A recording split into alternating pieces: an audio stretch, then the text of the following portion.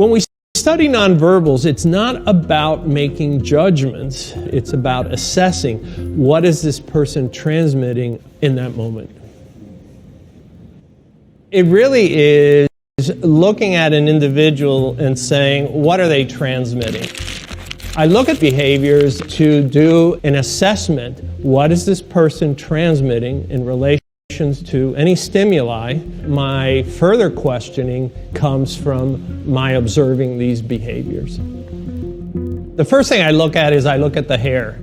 Does it look healthy? Does it look well groomed? The forehead is very interesting because a lot of times we reveal stress.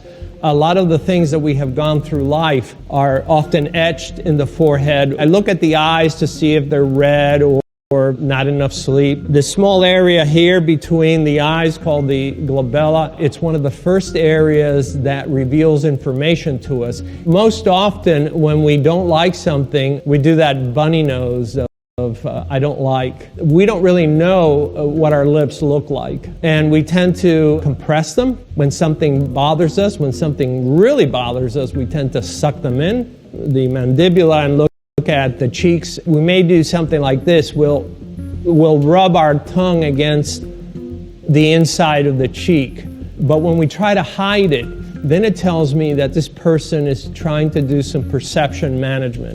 And if they are, I want to know why. At the neck, I want to see if there's any head tilt, because head tilt, the person is more relaxed. The minute the head tilt goes away, there's usually some issue. I'm looking at the shoulders. You ask somebody a question and they don't know, both shoulders shoot up very quickly. And then I look at the hands. When something's troubling us, we tend to stiffen our fingers, interlace them, and almost like a teepee, we move our hands back and forth very slowly. This is to be differentiated from when we do the steeple, which we do in this position. When something's at issue, we tend to put our hands on our hips and we become very territorial. This is called arms akimbo. But look how it changes when we put our thumbs forward, and then it becomes one of more of I'm inquisitive. But I also look for any behaviors of ventilating, because men tend to ventilate at the neck, and we do at the very instant something bothers us.